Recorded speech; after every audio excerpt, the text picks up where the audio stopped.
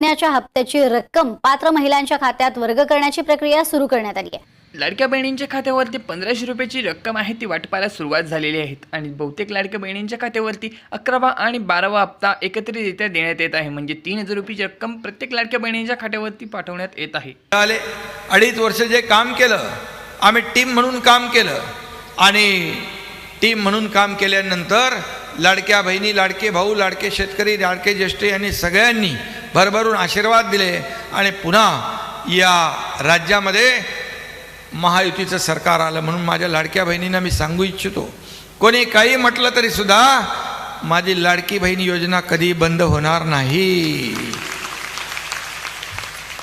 ज्या ज्या योजना आम्ही जाहीर केल्या त्या वचन जे दिलेलं आहे ते टप्प्याटप्प्याने आम्ही पुढे जाणार। तुम्ही जशी जशी आमची सरकारची ताकद वाढवाल तसं तसं आपल्याला या समाजाला न्याय देता येईल।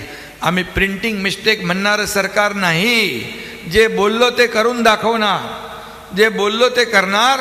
कारण हिंदुहृदय सम्राट बाळासाहेब सांगायचे, एकदा शब्द देताना 10 नाही 100 वेळा विचार करा, पण एकदा शब्द दिल्यानंतर वापस मागं फिरणं नाही। आमच्या शब्दकोशामध्ये नाही हा शब्द नाही आणि त्यामुळे तुम्ही निश्चिंत राहा।